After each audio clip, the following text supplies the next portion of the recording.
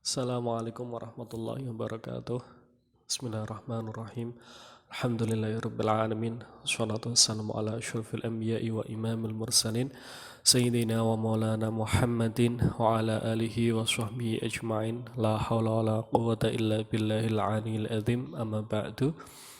Mari kita mulai kuliah kita pada hari ini dengan membaca basmalah bersama. Bismillahirrahmanirrahim. Tema kita hari ini adalah tasawuf di era modern. Sebagaimana telah kita lihat bahwa dunia ini mempunyai berbagai permasalahan. Di antaranya adalah rasionalitas, di mana masyarakat dunia banyak menggunakan rasio atau akalnya di dalam kehidupannya, sehingga semuanya diukur dengan rasio. Kemudian juga terjadi peperangan pendudukan di berbagai daerah, baik itu yang sifatnya penjajahan fisik maupun penjajahan non-fisik. Kemudian ketidakadilan, materialisme, di mana semua hal diukur dengan materi, sehingga kalau tidak ada wujud materinya, maka itu tidak dianggap ada. Kemudian ada sekularisme, yaitu pemisahan agama dengan negara atau dengan pemerintahan, sehingga nanti menyebabkan pemerintahan yang jauh dari agama dan agama yang jauh dari pemerintahan. Kemudian juga ada pengrusakan alam, berbagai deforestasi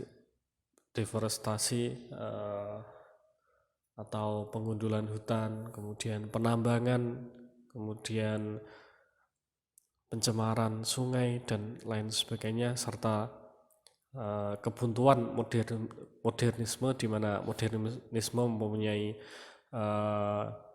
batasan-batasan di dalam memberikan solusi untuk kehidupan umat manusia. Kemudian dampak dari teknologi dan globalisasi ini diantaranya adalah pemisahan diri dengan moral, yaitu di mana manusia memisahkan dirinya dengan etika-etika. Semua itu diukur dengan kecepatan kerja, semua diukur dengan upah, uang, semua diukur dengan fisik dan lain sebagainya, sehingga hal-hal yang berkaitan dengan baik atau tidaknya suatu usaha atau kehidupan itu tidak dipakai. Jadi yang penting apakah itu benar atau tidak, apakah itu berhasil atau tidak, semuanya tidak diukur dengan moral, dengan kategori baik atau tidak baik, sopan atau tidak sopan, etis atau tidak etis, dan lain sebagainya. Kemudian kehidupan ini dinilai dengan empirisisme. Semua harus diukur dengan yang terlihat, harus bagus, harus enak rasanya, harus banyak, mewah, dan lain sebagainya. Kemudian juga kehidupan ini dinilai dengan rasionalisme, hanya berdasarkan dengan akal semata. Jadi tidak ada penilaian yang berkaitan dengan kepuasan batin, dengan ketenangan hati, dan lain sebagainya. Dan juga kehidupan ini dinilai dengan materialisme. Kehidupan ini diukur dengan materi-materi, dengan benda-benda, dengan harta kekayaan, dan lain sebagainya. Kemudian dampaknya yang lain adalah kebutuhan fisik dan biologis manusia ini semakin termenuhi. Kebutuhan misalnya rumah itu semakin canggih bentuk bangunan itu, kemudian semakin bagus kualitas cat tembok, kemudian juga banyak interior rumah yang semakin canggih, mulai dari smart TV, kemudian ada AC, kulkas dan lain sebagainya. Dan juga kebutuhan biologis juga semakin terpenuhi.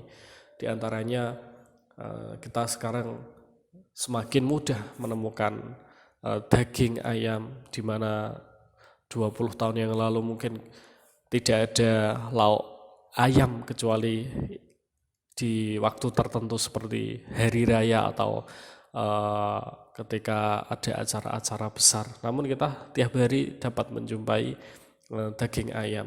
Kemudian juga makanan-makanan yang mewah, makanan yang enak itu semuanya sudah terpenuhi. Tetapi kebutuhan psikis, kejiwaan, dan psikologis manusia itu ternyata semakin jauh.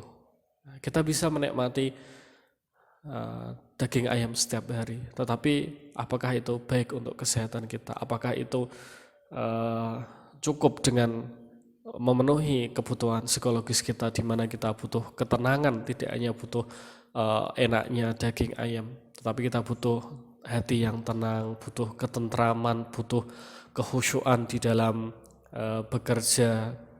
Ya, apalagi sekarang sedikit muncul notifikasi di smartphone kita, ada komentar, ada chat, ada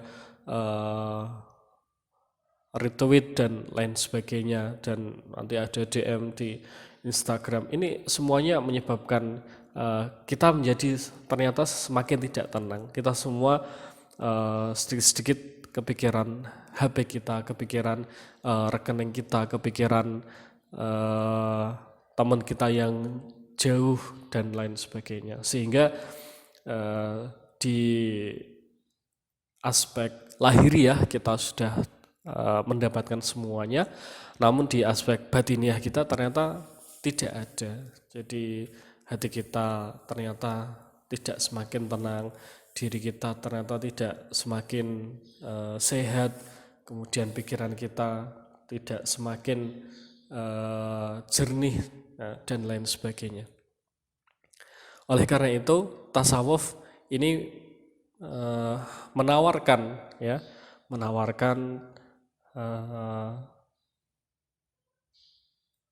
solusi untuk menghadapi permasalahan dunia yang sangat banyak itu, dan juga dampak negatif dari teknologi dan globalisasi. Oleh karena itu tasawuf nantinya akan menawarkan pemenuhan kebutuhan-kebutuhan batiniah, ya, kebutuhan-kebutuhan psikologis psikis kita, sehingga nanti bisa mengisi keterbatasan rasionalitas, materialisme, modernisme, dan lain sebagainya. Oke, kita menganggap bahwa rasionalitas itu penting, materialisme dan modernisme itu juga penting. Namun juga kita tidak boleh lupa sisi lain dari hal-hal tersebut yang mempunyai keterbatasan-keterbatasan. Jadi tidak berarti bahwa rasionalitas itu tidak penting, modernisme itu tidak penting. Itu hal-hal yang penting, tetapi lebih baik lagi dan lebih lengkap lagi kalau kita menambahkan hal-hal yang tidak dicakup oleh rasionalitas itu sendiri. Karena rasionalitas sendiri itu ya juga terbatas, ya, dan itu pun ketika itu sudah terbatas, ya, itu nanti sudah tidak ada lagi rasionalitas. Jadi semuanya irasionalitas. Kita akhirnya, ya, karena berdasarkan rasionalitas kita melihat misalnya hal-hal yang tidak sesuai dengan akal kita itu adalah, ya, ketidakmungkinan. Ya, ada orang, ya, sakit beberapa tahun secara medis tidak mungkin sembuh. Nah, ini kan rasionalitas, tetapi ternyata tiba-tiba dia sembuh. Nah, ini kan menurut kita irasional, tidak rasional. Tetapi ternyata itu bisa, karena apa? Karena dia misalnya tidak hanya mengandalkan pengobatan medis, tetapi juga melakukan stimulus ya terhadap otaknya, kemudian memberikan energi positif terhadap tubuhnya. Dia yakin bahwa dia akan sembuh, dia yakin dia akan semakin hari semakin baik, dia akan terhindar atau penyakitnya lama kelamaan akan hilang dan lain sebagainya. Dan dia mempunyai pikiran-pikiran yang positif, tidak hanya pikiran-pikiran yang yang rasional itu. Nah, itulah keterbatasan dari rasionalitas itu. Nah, sama halnya juga kalau di dalam aspek agama, misalnya kita mengenal syariat atau fikih. Ini ketika kita sholat kan yang penting sah. Ya, jadi sholat itu aqwalun wa af'alun muftatahatun bitakbir wa mukhtatamatun bitaslim. Jadi sholat itu ya yang penting berbagai ucapan, ya perkataan, ya tindakan yang dimulai dengan takbir, ya Allahu Akbar itu takbiratul ihram, kemudian diakhiri dengan salam. Itu ya sudah, kalau secara syarat rukun ya, dan juga misalnya ya sudah misalnya sudah wudhu, kemudian tempatnya suci menghadap kiblat, Fatihahnya juga sudah benar misalnya, yaitu itu sudah cukup. Tetapi ketika itu sudah cukup, secara formal itu sudah sah, tetapi ada yang kurang ya. Apa itu? Yaitu sisi-sisi batiniahnya. Ya, itu kan hanya segi legal formal ya. Ide-ide moral dari sholat itu yang tanha anil fahsya'i wal munkar, mencegah ya perbuatan keji dan mungkar, itu tidak dapat. Karena apa ya? Karena hanya yang penting sah itu. Nah, itu. Jadi tidak ada aspek spiritualnya. Nah, aspek spiritualnya apa? Yaitu ya yang bisa mencegah tanhanil fahsya'i wal munkar, mencegah perbuatan keji dan mungkar, ya sholatnya itu dihayati ya, yang khusyuk ya. Maka beberapa ulama itu misalnya seperti Imam Al-Ghazali mensyaratkan khusyuk sebagai syarat sah sholat ya. Kemudian menghayati bacaan-bacaan ya, zikir itu Allahu Akbar kabira, Allah Maha Besar ya, kabira dengan ya yang maha besar ya, walhamdulillahi katsira, dan pujian bagi Allah yang sangat banyak ya. Kemudian alhamdulillahirabbil alamin, segala puji bagi Allah, itu dihayati semua. Jadi rukuk itu tidak hanya sekedar rukuk, tetapi bagaimana ya rukuk itu membuat seseorang itu bisa menyadari bahwa ya dia itu adalah makhluk yang serba kekurangan ya, yang butuh pertolongan dari Allah dan lain sebagainya. Tidak sujud itu juga nanti bentuk-bentuk atau simbol pengabdian terhadap Tuhan, dan itu pun nanti ya tidak sekali dua kali, tetapi harus ya beberapa kali ya. Dan nanti ketika sudah menjadi kebiasaan, maka itu nantinya kita akan bisa meningkatkan kualitas kekhusyuan sholat kita. Puasa juga seperti itu ya. Puasa itu ya cukup menahan diri dari makan minum sejak terbitnya fajar sampai terbenamnya matahari, itu sudah cukup. Tetapi ya itu lagi-lagi kalau hanya yang penting sah, itu ya kita tidak dapat apa-apa. Bahkan Nabi sendiri ya bersabda ya, banyak orang yang berpuasa ya, kamin shaimin laisa lahu min syami ilal atash wal ju'. Banyak orang yang berpuasa tetapi ya, dia tidak mendapatkan apa-apa ketika berpuasa ya, kecuali lapar dan dahaga. Yaitu karena ya yang penting puasa ya, tidak makan minum ya, tetapi masih ya mencari kekurangan orang lain, menggosip orang lain, kemudian masih melakukan perbuatan yang dilarang, ya, masih melakukan maksiat, ya, dan juga ya puasa itu kan harusnya semakin tambah rajin beribadah, tetapi hanya diisi dengan tidur, ya, tiduran, itu memang lebih baik daripada mencari kesalahan orang lain. Tetapi ya itu jelas tidak berkualitas, ya.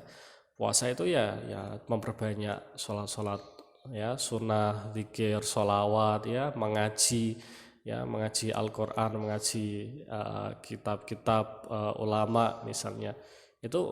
Itulah yang nanti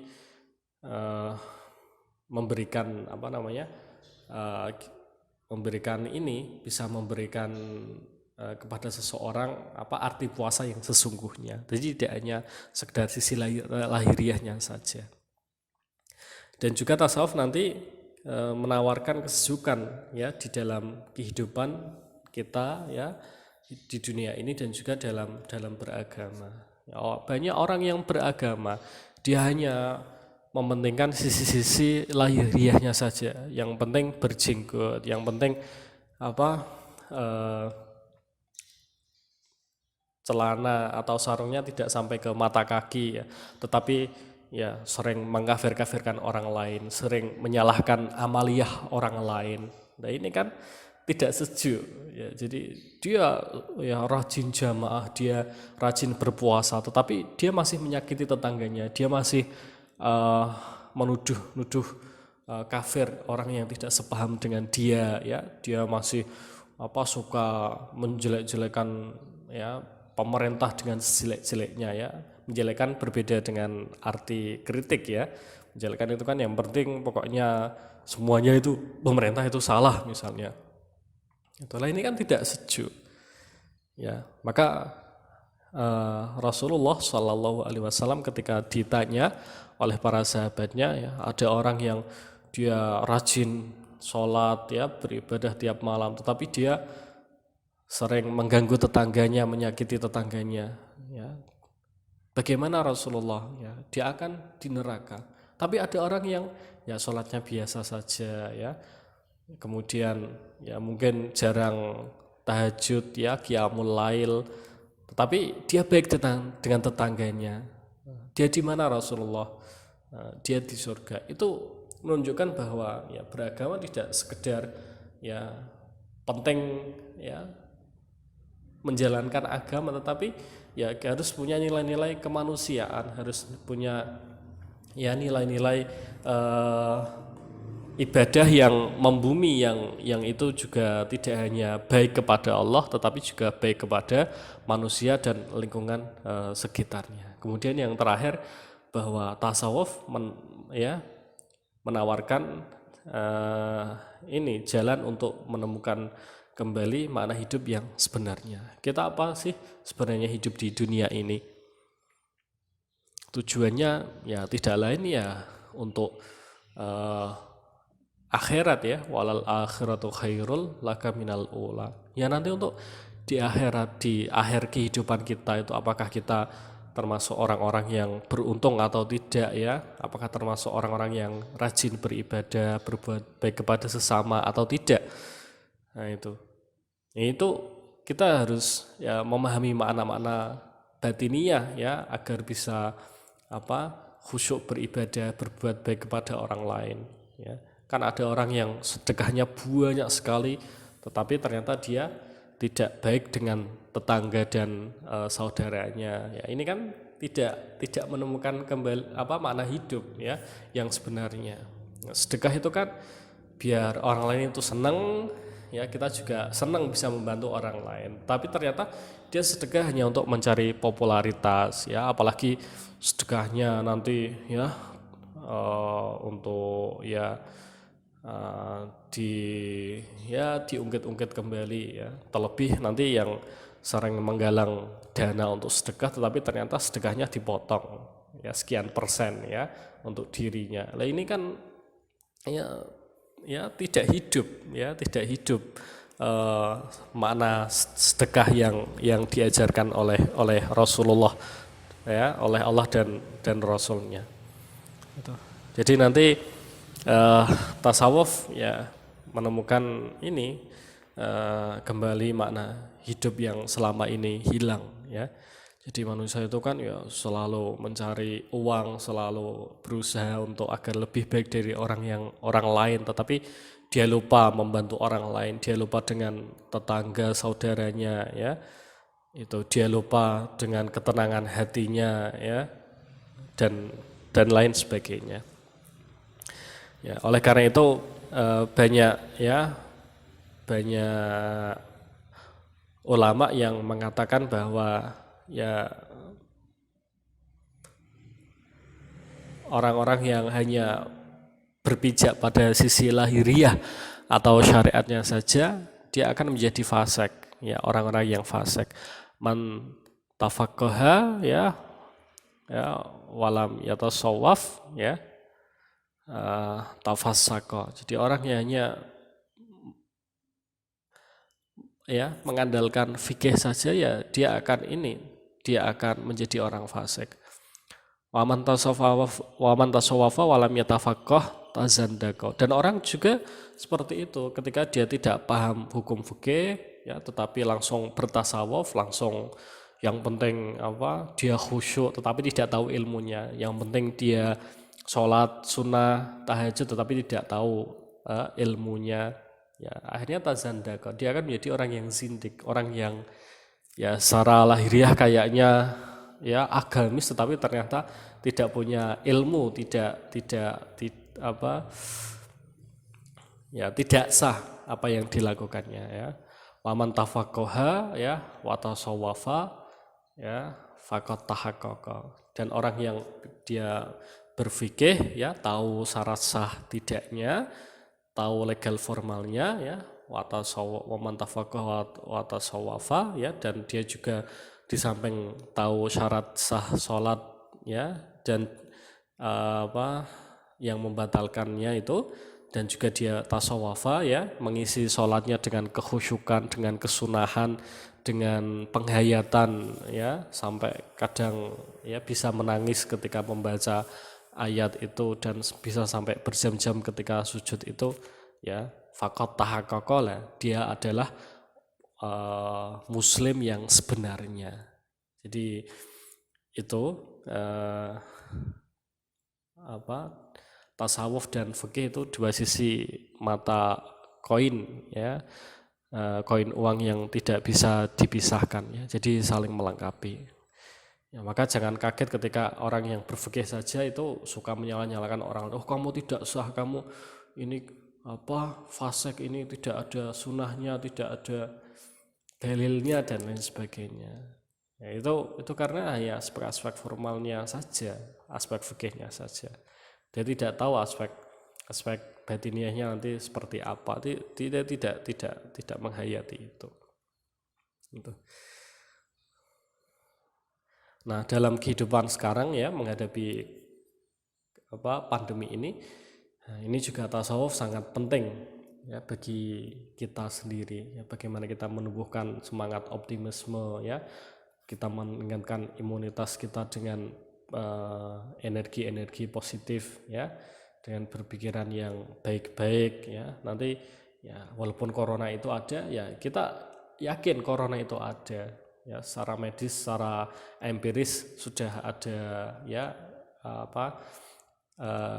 ilmunya, sudah ada sainsnya ya, tapi secara tasawuf ya, secara batiniah ya kita tetap ya yakin bahwa ya itu virus ya, kita bisa menghindari, walaupun kita kena kita harus segera sembuh ya, agar kita bisa beribadah, bisa berbuat baik lagi kepada orang-orang, bisa sosialisasi lagi dengan teman-teman kita dan lain sebagainya ya. Dan kita juga ya tidak boleh takut wah corona ini nanti gimana. Nah, saking takutnya sehingga ya walaupun tidak kena corona tapi juga sakit ya, karena pikiran-pikiran negatif itu yang ada di dalam dirinya. Nah, banyak ya, ini ada kutipan dari Ibnu Sina yang kita sering melihatnya ya, al-wahumu nisfudda'i ya, bahwa kepanikan adalah separuh penyakit, ya. Tidak sakit pun kalau panik itu ya sakit, ya. Wal itmi'nanu nisfud dawai. Ketenangan adalah separuh obat. Walaupun tidak diobati, tetapi kita tenang, yaitu sudah termasuk ya obat ya bagi diri kita. Tetapi bukan berarti obat itu tidak penting. Obat itu penting, tetapi ketenangan juga penting. Ya. Obat terus, tetapi dia tidak tenang, masih risau nanti kalau mati gimana dan lain sebagainya, ya, tidak sembuh-sembuh. Wasabru awalu khotowatis syifai, ya, dan kesabaran adalah permulaan dari kesembuhan, ya. Jadi bagaimana melihat seseorang itu akan sembuh? Ya ketika dia sabar gak ketika diuji dengan penyakit itu, ya sabar, kemudian diisi dengan istighfar, pikiran-pikiran positif, ya tobat dan lain sebagainya. Nah ini kan hanya ada di tasawuf, tidak ada itu ketika ya sakit itu nanti harus apa di fikih itu enggak ada, ya adanya di tasawuf itu, ya. Jadi termasuk ya sakit itu kan menjadi pelebur dosa, ya. Karena apa ya? Karena kita diuji. Kalau diuji kan otomatis kita sabar, kita akan banyak istighfar dan lain sebagainya, sehingga nanti dosa-dosa kita ya akan hilang. Ya, kalau tidak sakit kan bagaimana mau bertobat? Ya istighfar setelah sholat, tapi kan hanya formalitas, hanya di lisan saja, tidak sampai kepada tindakan, tidak sampai kepada hati, tidak sampai kepada realisasi. Gitu. Oleh karena itu maka ya tasawuf itu dari awal kita bahas, ya zuhud, wara, kemudian hub, ya mahabbah, roja, khauf dan lain sebagainya itu ya ada dalil-dalilnya, perintahnya di dalam Al-Quran dan hadis, ya walaupun tidak menyebut itu secara langsung, karena konsep-konsep khauf, roja ya itu kan ya banyak yang dikembangkan oleh para ulama tasawuf, ya dasarnya ada di dalam Al-Quran dan hadis, ya. Oleh karena itu maka ya dengan akhlak itu ya dan tasawuf itu maka kita akan ya bisa bisa mengontrol kehidupan kita, bisa mengarahkan kehidupan kita kepada makna hidup yang sebenarnya, ya, yang tentunya itu bermanfaat bagi diri kita sendiri, juga keluarga kita, tetangga kita, lingkungan sekitar kita, sehingga nanti kita bertasawuf itu bukan untuk kita menghilangkan ya syariat, itu bukan, ya walaupun kita sudah sampai level torekot, ya hakikat, kemudian ke makrifat, itu bukan berarti torekohnya itu nanti syariatnya itu hilang, itu bukan, tetapi tetap harus ada di dalam tiap tingkatan itu. Ya kita boleh punya mobil tapi ya dimasukkan ke garasi, ya kita boleh, tapi jangan dimasukkan ke dalam hati. Kita boleh punya laptop yang sangat mahal, tetapi jangan dimasukkan ke dalam hati, masukkan ke dalam laci, ke dalam lemari. Itu. Jadi akhlak tasawuf ini, ya ini untuk mengasih sisi-sisi kehidupan batiniah kita, dan juga nanti untuk meningkatkan kualitas kehidupan kita, sehingga kita tidak hanya terpenuhi kebutuhan secara lahiriah, tetapi juga kebutuhan batiniah kita, dan juga kedekatan kita kepada Sang Pencipta dan juga ciptaannya itu semakin baik. Demikian kuliah kita pada semester ini. Sampai jumpa di kesempatan selanjutnya. Walafu minkum. Mari kita tutup dengan membaca hamdalah bersama. Alhamdulillahirabbil alamin. Assalamualaikum warahmatullahi wabarakatuh.